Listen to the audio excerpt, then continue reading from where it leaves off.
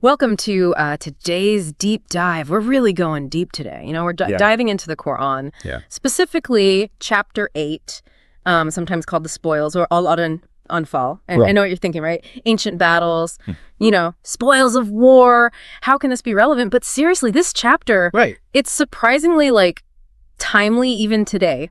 It is. You know what I mean? We're talking faith, warfare, hypocrisy, trust, themes that are just as relevant today as they were centuries ago. Absolutely. And to unpack all of this, I'm joined by expert speaker. Hi. Whose insights on these kinds of religious texts is always just mind-blowing. Well, thank you. So this chapter, it always seems to generate a lot of discussion, even debate, centuries later. Yeah. What is it about chapter 8 that makes it so relevant even today? I think it's really fascinating because it brings together the spiritual guidance with these really practical matters, like conflict and community building. And I think that kind of back and forth between the two is why it's still something that speaks to us today. Right. Because it's these timeless questions about belief, morality, how we act within a society. Yeah. It's always relevant. Yeah, it's trying to show us how these struggles that we have internally connect to the outer world. Yeah. And it doesn't shy away from the tough stuff either, right? Sure. It goes right into what it means to be a true believer. Mm-hmm. And it's not just about outward actions, is it? No, it's not. And verse 2 actually has this really vivid image of believers. It talks about hearts trembling when Allah is mentioned. Okay. So it's deeper, right? It's like an internal recognition of something much bigger than themselves. And this sense of awe and surrender that kind of resonates inside. That's a powerful image, that trembling heart. Yeah. It makes you think about humility, recognizing your place, in something so much bigger. Yeah. And it's not just about being overwhelmed by it either. Right. It's about taking that and moving into action, which is where you get prayer and charity that are highlighted in verse 3. Okay. They're presented as expressions of that belief. So it's you can't just say you believe it. Exactly. You got to live it. You have to show it. Demonstrate it. Yeah, through your actions. Through your actions. It's aligning your outward actions with that inner trembling. And there's a consequence to that alignment too, right? Yeah. Because verse 4 talks about achieving this high standing with their Lord forgiveness, generous provisions. Yeah, and I think that's super important. Okay. Because it shows that connection with the divine is not one-sided. Okay. It's a relationship. Okay. Where faith shown through actions leads to spiritual elevation, and you get blessings in this life. So it's this.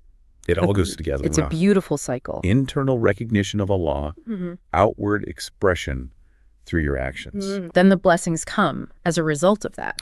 Yeah, it's like a feedback loop of faith. Yes. It all kind of plays into each other. It all connects. Yeah. And this loop, it's amplified when you consider the history of when this chapter was revealed, right? Okay. Shortly after the Battle of Badr. Which was a big moment for them, right? Huge. It was pressure, uncertainty, facing a much larger force. Right. And it was, their existence was at stake. Wow. So that's the backdrop, this chapter unfolds. And this is where we see that blend of the spiritual and the practical come into play even more. Exactly. It's not just about these abstract ideas of faith. It's about how they play out, in the heat of battle, when you're facing danger. Totally. And one of the things I find most interesting is how it deals with victory. Okay. Because it really emphasizes that victory comes only from Allah. Okay.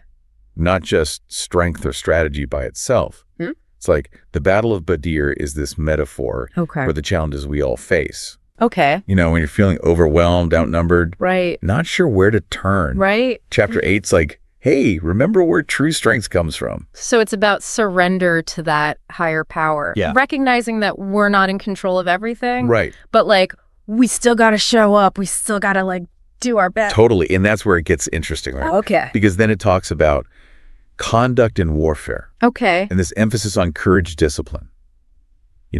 Standing firm even when it seems impossible. Right. Verse 15, it says you can't turn back in battle.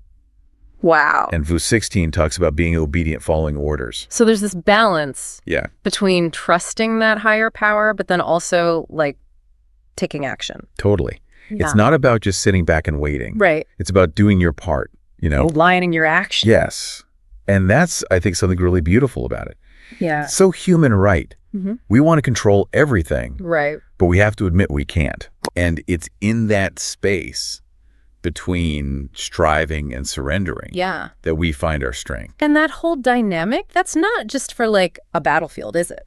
No way. It feels like those internal battles we all have. You got it. Self-doubt, temptations, straying from what we believe. You hit the nail on the head. Yeah. Chapter 8, it's not just about external conflict. Okay. It goes right for those inner struggles. Okay.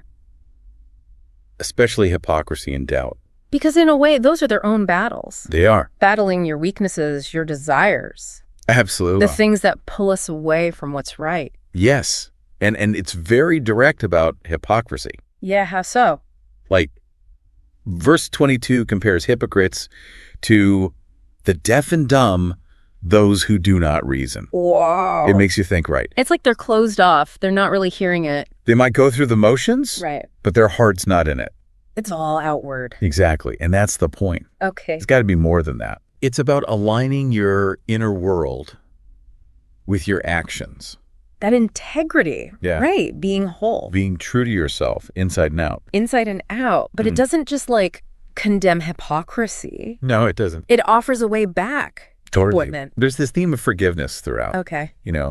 It's available to those who repent, who turn back with a sincere heart. So it's hopeful. It's like a reminder. We all mess up. We all fall short. Right. But we can always come back. We can always come back. If we're willing to do the work.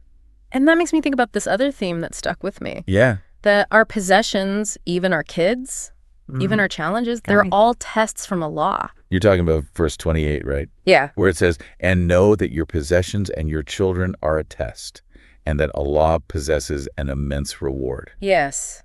It's about attachment. Yeah, how we get caught up in the material world. And we lose sight of what's really important. It's a reality check. Yeah, it is. We get so focused on getting more, achieving more. More. Right. But that stuff doesn't last. It doesn't. True reward that comes from something deeper. Deeper. And it's not just stuff either. Okay. It's our relationships, our children too. Yes. They're blessings. Yeah. But they test our patience, our compassion. Right. It's like it's telling us to let go a little. Yeah, let go of the outcome. Right. Trust that it's all part of a bigger plan. Okay, but that trust, that's not passive, is it? No, it's not about just like sitting around. Okay. It's about facing those challenges head on, knowing you're not alone. So we still have to do the work. We do. And verse 45 actually talks about this. Oh, okay. It says, when you meet a force, stand firm and remember Allah much so that you may prevail. So you show up. You show up, you put in the effort, but you remember the outcome. That's in Allah's hands. That's powerful because even when things feel out of control. Yeah, we can still find peace knowing there's something bigger happening. Absolutely. And it's not just about us as individuals either. Right. It's about coming together. Right. That unity is huge in this chapter. Yeah, how so? Verse 72. It calls believers allies of one another. Okay. And it really highlights how strong we are when we have that shared fate, that shared goal. It's like true strength comes from something bigger than just yourself. Yes.